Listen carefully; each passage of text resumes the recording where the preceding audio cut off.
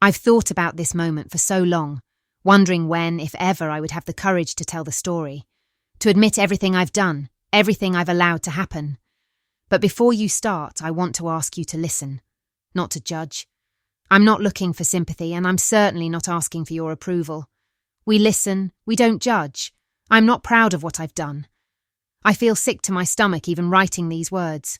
But it's the truth, and the truth deserves to be heard. My name is Elena. I've been married to Mark for 5 years. We were childhood sweethearts, the kind of love people write songs about. Or at least, I thought it was. I don't know what it is anymore. It's not that I don't love him, it's just that love isn't enough. Not for me, not anymore. Mark is a wonderful man, kind, hard-working, loyal. He's everything I ever wanted in a husband. He's the kind of person people envy, a good man who'd never hurt anyone. But there's one thing we've been unable to do: have a child.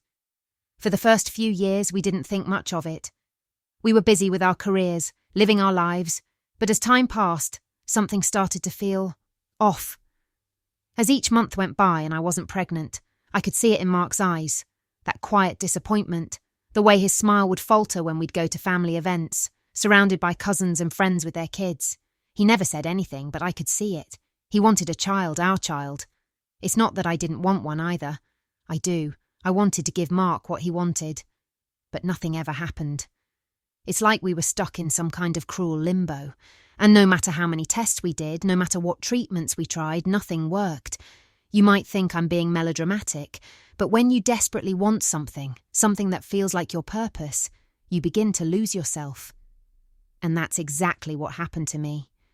The longer it took, the more I started to resent the silence that grew between us. Mark didn't talk about it. He didn't press me. But the unspoken weight was always there. And after a while, I began to feel like I was failing him, failing us. That's when David came into the picture. David is my husband's younger brother. He's not like Mark. He's quieter, a bit more brooding, but in a way he's also charming. He's always been around in the background of our lives, but lately he'd been spending more time with us. He had a rough year at work, and Mark invited him to stay with us for a while. He was supposed to just crash on the couch for a few months while he figured things out. That was the plan, anyway. At first, I didn't think much of it, but I began noticing things about David that I hadn't before. It's strange how a person can slip into your life so easily, without you realising it. One evening, while Mark was at work, David and I had a long conversation about everything. About life, about marriage, about dreams. There was a vulnerability in him that I hadn't seen before, and that night something shifted between us. We didn't do anything then, not yet. But something changed, and I felt it. It was as if a door had been opened. I wasn't just talking to David anymore. I was feeling something else, something dangerous. Now, I'm not trying to make excuses. I know what I did was wrong. But when you're desperate, when you feel like your whole world is falling apart, you don't always make the best decisions. The thing about David is that he wasn't just there for me emotionally. He understood my frustration. He knew about our struggles to have a child, and he listened. It was in those quiet moments of understanding, in the space between words, that I began to question everything. Would Mark ever be able to give me what I needed? Would I ever be able to give him the child he wanted? David might be the answer. And I hate myself for it, but I can't stop thinking about it. Maybe this is the only way. Maybe this will work. Maybe no one will ever know. But then again, I'm getting ahead of myself. Before I go any further, let me ask you, if you're following my story, if you're still listening, please subscribe to hear more. Because what happens next is where the real story begins. I could feel the tension rising in my chest, like the air around me was thick with something I couldn't name. And every time I looked at David, it became harder to ignore. He was sitting across from me, on the couch, a little too close for comfort, but I couldn't move away. I didn't want to. There was something magnetic about him, something I couldn't fight anymore. We'd always been civil. David was Mark's brother, after all, but the dynamic between us had shifted ever since he'd started staying with us. What had started as casual conversations over dinner slowly turned into something more, something deeper, something dangerous. It wasn't that David had changed. No, it was me. I had become aware of him in a way I never had before. His eyes, the way they seemed to linger a little too long on my skin. The subtle smile that appeared when our hands brushed by accident. I told myself it was nothing, that I was just imagining things. But the truth is, I wasn't. It was a Friday evening when it happened, after dinner, just the two of us. Mark was out with some friends, leaving us alone in the house. It was the perfect opportunity. No one would be around to question anything. I felt a small thrill of excitement run through me as I made my way to the kitchen, pretending to tidy up. But all the while, my thoughts were racing. I had planned this. I had known it was going to happen. The question now was how far I was willing to go to make sure it worked. David was sitting there, leaning against the armrest of the couch, the glow from the television reflecting in his eyes. His profile was sharp, his jawline defined, and as I stood there for the first time, I allowed myself to really look at him. I felt a tightness in my chest as the realization hit me. I wanted him. I tried to shake the thought away, but it only grew louder in my mind. This was the only way. I had to be strategic. I had to be smart. He might be able to give me what Mark couldn't. I wasn't looking for love or even affection. What I needed was a child, and I needed him to be the one to give it to me. I had thought of nothing else since the day I first realized that I might have to go to extremes to get what I wanted, and I was willing to do whatever it took. As I walked past him, I let my fingers brush lightly against his arm, just enough to catch his attention. I noticed the way his muscles tensed under my touch, his eyes flickering toward me. "Do you need help with anything?" he asked, his voice low. "No," I answered, letting the word hang in the air. Then, without thinking, I added, "But I could use some company."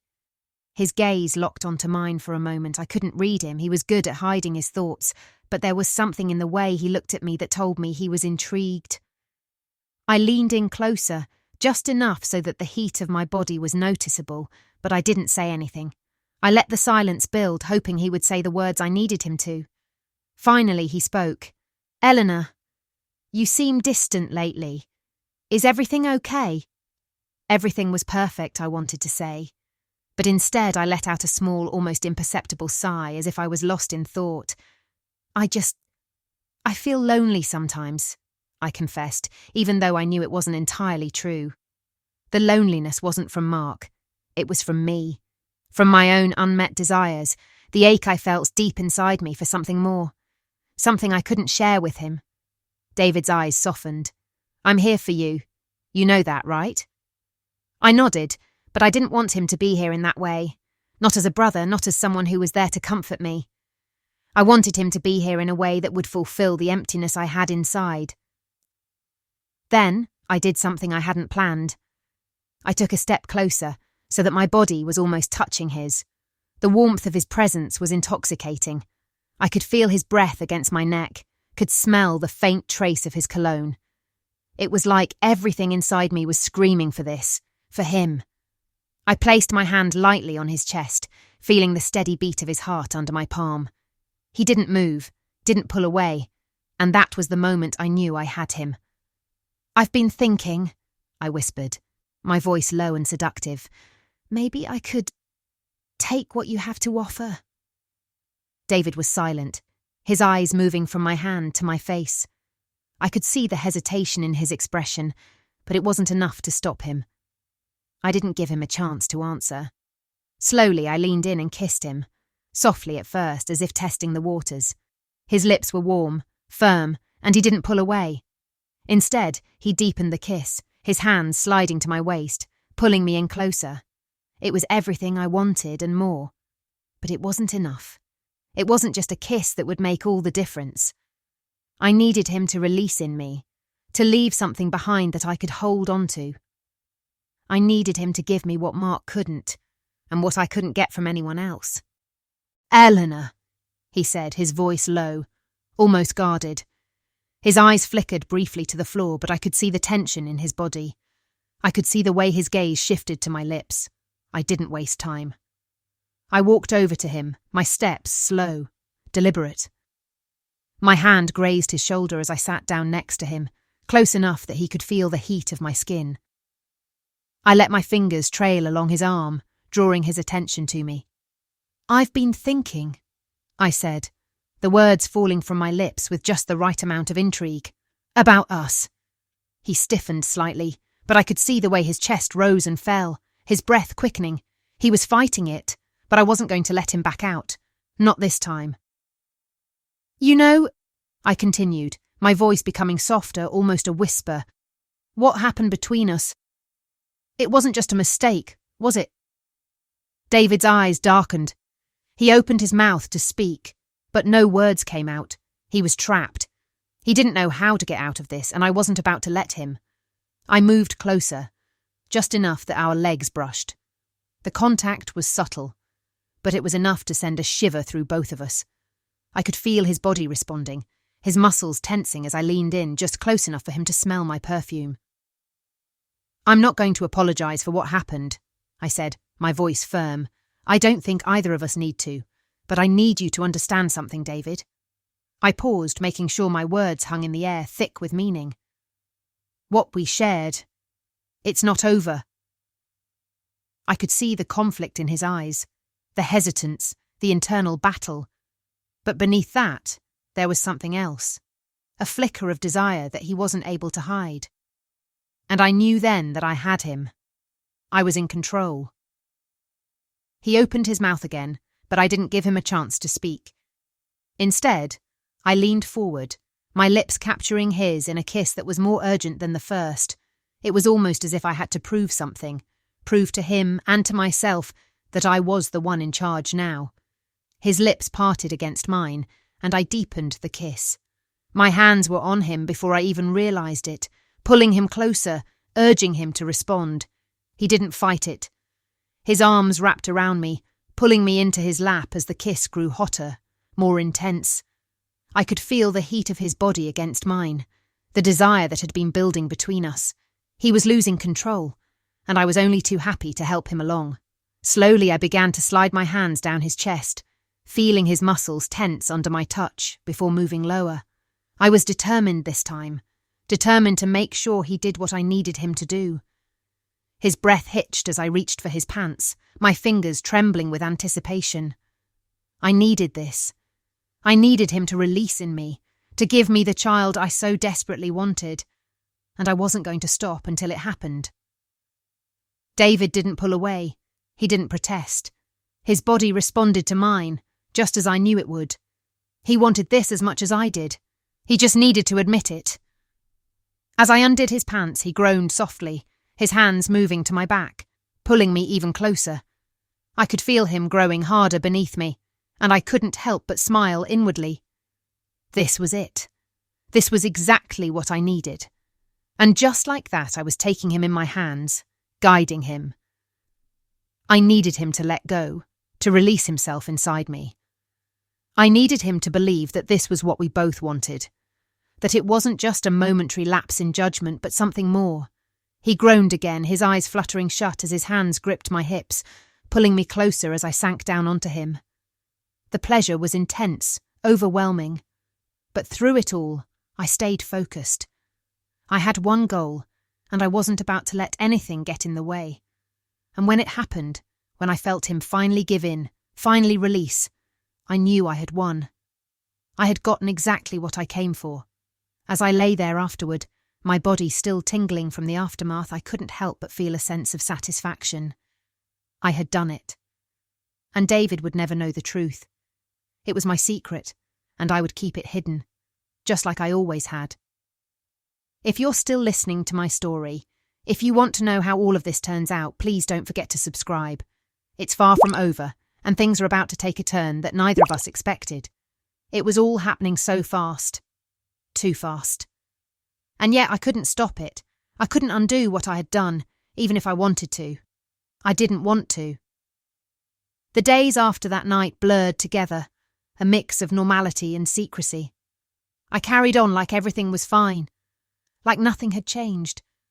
I kissed Mark good morning, I made dinner for us both, I pretended to care about the things we used to talk about. Work, family, the usual routine.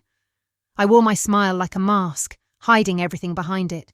But deep inside me, I was carrying a secret so heavy that it felt like it would crush me. I had used David, used him to get what I needed. And the worst part was that I wasn't sorry. I wasn't even close to regretting it. I needed this. I needed it to work. I needed to be pregnant. I couldn't stop thinking about that night, about how David's body had felt beneath mine, how he had given in so completely, how it had felt when he released inside me. I hadn't planned on it happening that way, but when it did, it felt like everything fell into place, like it was meant to happen. But now it was just a waiting game, waiting to see if it had worked. I'd never felt time move so slowly before. Each day stretched on forever. I kept telling myself that I had to be patient, that I had to wait for the signs. But every time I missed a period, every time I felt nauseous or exhausted, I couldn't help but hope, just a little bit, that this time was different. That this time, I would be the one holding the child I had longed for. Mark was as excited as ever.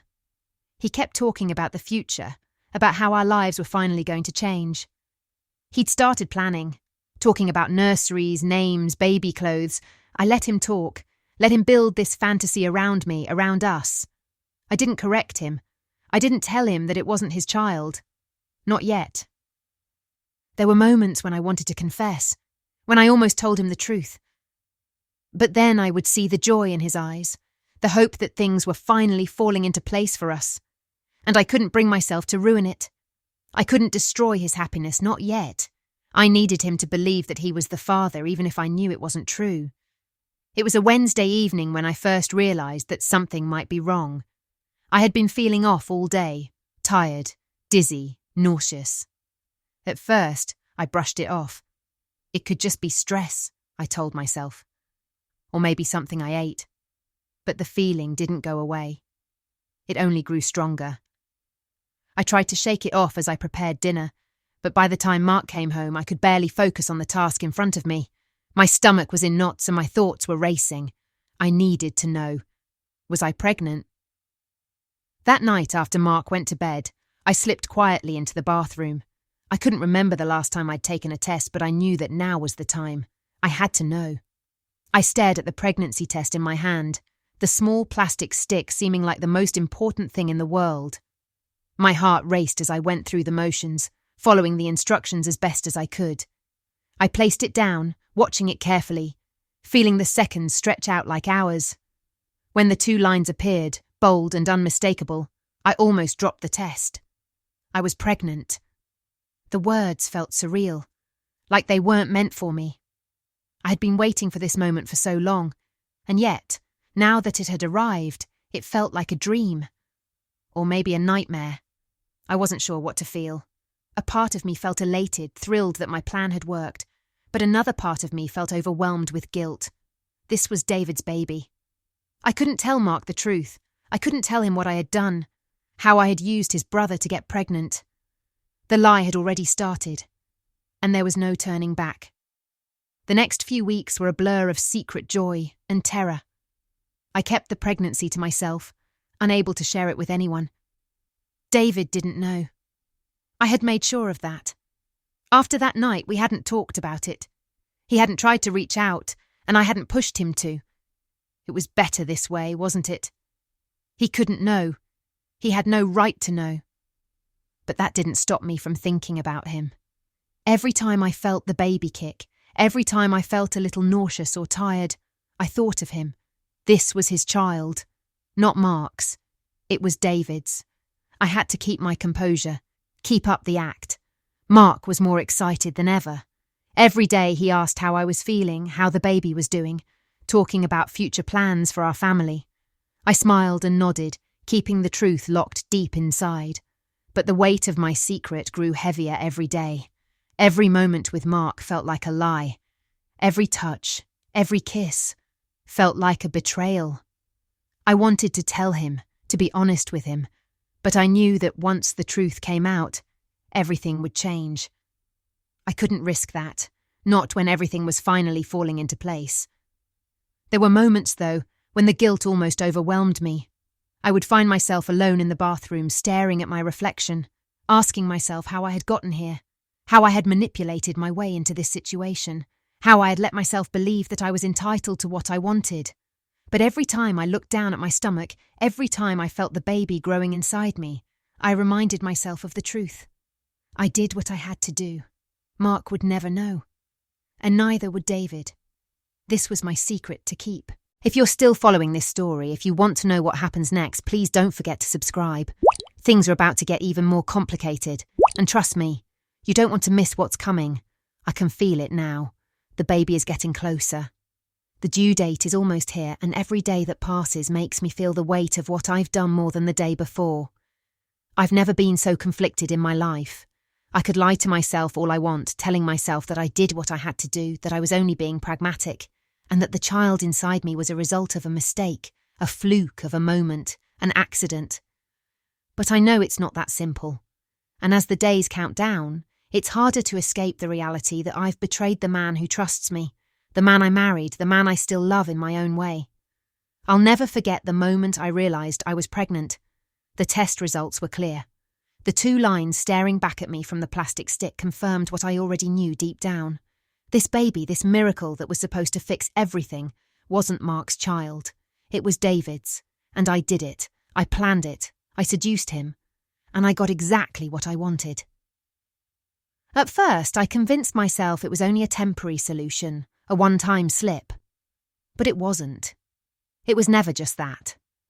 I wanted this baby, and I wanted it to be part of my life, even if it wasn't really Mark's. Even if it would tear everything apart when the truth finally came out. Mark has been wonderful through it all. He doesn't know any better. He's been attentive, excited, talking about names and what the future will look like with a child in the house. He's been more affectionate than ever, and every time I see that spark of hope in his eyes, a stab of guilt digs into my chest. How could I do this to him? How could I take away his chance at being a father? He's worked so hard, so patiently to make this moment a reality. He deserves better than this. But the truth is, I couldn't wait. I couldn't live with the disappointment any longer. I couldn't sit idly by while Mark's hopes crumbled with each failed attempt to conceive. I needed to feel like I was complete, like I could give him the family he wanted, and I thought, in my selfishness, that using David might be the answer. These last few weeks have been harder than I ever imagined. The guilt is eating away at me. I can feel the baby growing inside me, reminding me every day of what I've done. It's like a living, breathing reminder of my deceit. And as my due date gets closer, I know I can't keep hiding it forever. There's no turning back now. The baby is almost here, and I can't pretend that I haven't lied to everyone, especially Mark. I don't even know what will happen when he sees this child, when he holds it in his arms. Will he see the resemblance to David, or will it all be okay because the child is his in every sense except for blood? Will he forgive me for my selfishness, or will everything I've built come crashing down? I can't even answer that question myself, but I know one thing.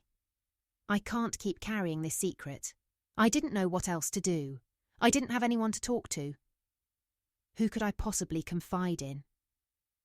The person I betrayed most is the one I'm married to. I can't tell him. I can't tell David either. He has no idea about the child. I haven't told anyone. That's when I made the decision. If I was going to live with this guilt, I had to share it. I had to let it out. So I decided to write it all down. Not just in a journal, not just for myself, but for someone, anyone, who might listen. What will happen next? I don't know. I have no idea what kind of mother I'll be, what kind of wife. But I know one thing for sure, I can never go back. This child is mine, and it's David's, but it's Mark's to raise, at least for now. I've done what I thought was best.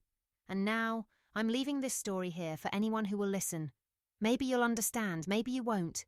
Maybe you'll see me as a villain, or maybe you'll see me as a woman trying to get what she wanted. All I can say is, this is my truth. I don't know what the future holds, I can't even imagine it. But one thing is clear, I will never forget what I did to get here.